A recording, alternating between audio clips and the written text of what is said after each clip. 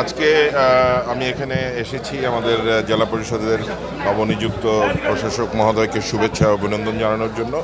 এবং আপনারা জানেন যে বিএনপির যে সরকার সেটি হচ্ছে গিয়ে গণমানুষের সরকার। আমরা জনগণের ভোটে নির্বাচিত হয়ে এসেছি এবং দীর্ঘদিন জনগণ উন্নয়ন থেকে বঞ্চিত হয়েছে, কারণ ফ্যাসিবাদের সময় লুটপাট হয়েছে, সেখানে কোনো উন্নয়ন হয়নি। এবং গত 1.5 বছর যে ইন্টারিম গভর্নমেন্ট ছিল সেখানেও কোনো উন্নয়ন হয়নি, কারণ জনপ্রতিনিধিরা অনুপস্থিত ছিলেন।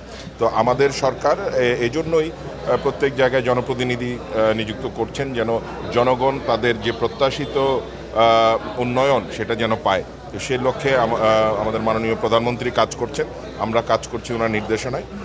এবং ইনশাআল্লাহ গাজীপুরের উন্নয়নের জন্য এখানে আমাদের জেলা পরিষদের প্রশাসক সাহেব আছেন, উনি ভূমিকা রাখবেন।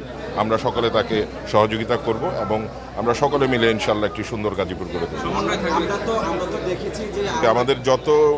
আমাদের সমন্বয় খুব ভালো আছে এবং আমরা মাননীয় প্রধানমন্ত্রীর নির্দেশে আমরা সকলে একসাথে মিলে গাজীপুরের সমস্যাগুলো সমাধান করার চেষ্টা করব এবং মানুষের উন্নয়নে কাজ করব।